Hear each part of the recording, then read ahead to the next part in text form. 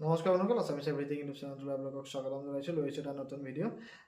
মুখ্যমন্ত্ৰী মহোদয়ে জনাইছিলে যে গোটৰ মহিলাসকলক অতি সোনকালে ফেব্ৰুৱাৰী মাহৰ ভিতৰতে তেওঁলোকৰ পে'মেণ্টটো দিয়া হ'ব। গতিকে পে'মেণ্টটো অতি সোনকালে পাব। কিন্তু তাৰ আগতে আপোনালোকে বেংকৰ ৰিলেটেড কিছুমান কাম আপোনালোকে কৰি থ'ব লাগিব, আপোনালোকে চেক কৰি থ'ব লাগিব। গতিকে সেই বিষয়ে মই আপোনালোকক জনাবলৈ আহিছোঁ। আপোনালোকে ভিডিঅ'টো স্কিপ নকৰাকৈ শেষলৈকে চাই যাব। মহিলাই মুখ্যমন্ত্ৰী উদ্যমিতা আঁচনিৰ যি ফৰ্ম ফিল আপ কৰিছিলে, তেওঁলোকৰ আণ্ডাৰত প্ৰজেক্ট ছাবমিট কৰিছিলে। অমৃত বীক্ষণ দল 1 আৰু 2ত ভাগ লৈছিলে। তেওঁলোকে অতি সোনকালে তেওঁলোকৰ 10,000 টকাটো লাভ কৰিব আৰু 10,000 পোৱাৰ পাছতে তেওঁলোকে পুনৰ 25,000 টকা লাভ কৰিব। প্ৰথম 10,000 টকা তেওঁলোকক দি ল'ব মুখ্যমন্ত্ৰী, অতি সোনকালে দিব, ফেব্ৰুৱাৰী মাহৰ ভিতৰতে দিম বুলি যিহেতু কৈছে। তাৰ আগতে আপোনালোকে বেংকৰ কিছুমান কাম আছে, সেইখিনি হৈছে আপোনালোকে বেংক একাউণ্টটো কেনেদৰে চাব। আপোনালোকে প্ৰথমতে বেংক একাউণ্টটো আধাৰৰ লগত চিডিং হৈ আছেনে নাই সেইটো চাই ল'ব। লিংক কৰা আৰু চিট কৰা দুটা বেলেগ বস্তু। আপোনালোকে প্ৰথমতে বেংকলৈ যাওক, আপোনালোকে চাই দিবলৈ কওক যে আপোনালোকৰ একাউণ্টটো চিডিং হৈ আছেনে নাই বেংক একাউণ্টটোৰ লগত। যদি হোৱা নাই, আপোনালোকে অতি সোনকালে কৰি লওক। বেংক একাউণ্ট চিডি থকাটো অতি গুৰুত্বপূৰ্ণ বৰ্তমান সময়ত যিকোনো পে'মেণ্টৰ কাৰণে। তাৰপিছত আপোনালোকে যদি একাউণ্টটো ডিএক্টিভেট হৈ আছে, আপোনালোকে KYC দিয়ক। যদি বহুত দিন ট্ৰেঞ্জেকশ্যন হোৱা নাই, তেতিয়াহ'লে কেনেবাকৈ একাউণ্টটো ডিএক্টিভেট হৈ থাকিব পাৰে। গতিকে আপোনালোকে বেংকলৈ গৈ সেই একাউণ্টটো আপোনালোকে এক্টিভেট কৰাই লওক। KYC দি দিয়ক। KYC পান কাৰ্ড, আধাৰ কাৰ্ড আপোনালোকে লৈ গৈ তাত ফৰ্মখন ফিল আপ কৰি দিলে হ'ব।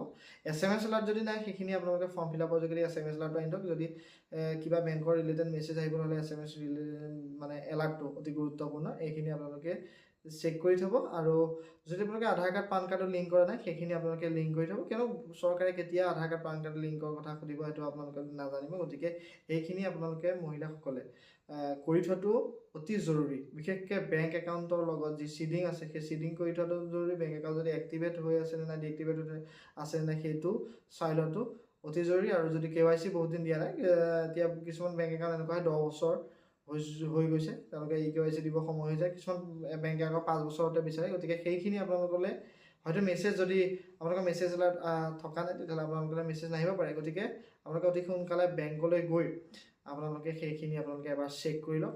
যিহেতু আপোনালোকৰ পে'মেণ্ট আহি যাব ফেব্ৰুৱাৰী মাহৰ ভিতৰতে পে'মেণ্ট দিম বুলি মুখ্যমন্ত্ৰী মহোদয়ে কৈছিলে। গতিকে তেতিয়ালৈ আপোনালোকে ৰৈ থাকিব। হাতত এতিয়া 2টা মাহ আছে, আপোনালোকে সেইখিনি কাম আপোনালোকে আগবঢ়াই থওক। আৰু যিসকল মহিলাই অৰুণোদয় আঁচনিৰ ফৰ্ম ফিল আপ কৰিছে, তেওঁলোকৰ ইনকম চাৰ্টিফিকেট উলিয়াব লাগিব। মই ইনকম চাৰ্টিফিকেট কেনেকৈ উলিয়াব তাৰ বিষয়ে এটা ভিডিঅ' বনাবলৈ চেষ্টা কৰিম। গতিকে চেনেলটো যদি তেওঁলোকে ছাবস্ক্ৰাইব কৰা নাই, ছাবস্ক্ৰাইব কৰি থ'বলৈ নাপাহৰিব। আৰু ভিডিঅ' যদি ভাল পাইছে, লাইক কৰি দিব, শ্বেয়াৰ কৰি দিব, যাতে সকলোৱে কথাটো গম পায়। কিয়নো বেংক একাউণ্টৰ এইকেইটা সমস্যা যদি হৈ থাকে, আপোনালোকৰ কিন্তু একাউণ্টত পইচা নাপাব। আৰু পিছত আপোনালোকে কিয় নাপালোঁ বুলি কৈ যদি কিবা ধৰণৰ অজৰ আপত্তি কৰে, তেতিয়াহ'লে নহ'ব। কিয়নো এবাৰ পে'মেণ্টটো ৰিজেক্ট হৈ গ'লে হয়তো এই পে'মেণ্টটো আপোনালোকে দ্বিতীয়বাৰ নাপাবও পাৰে। গতিকে আজিলৈ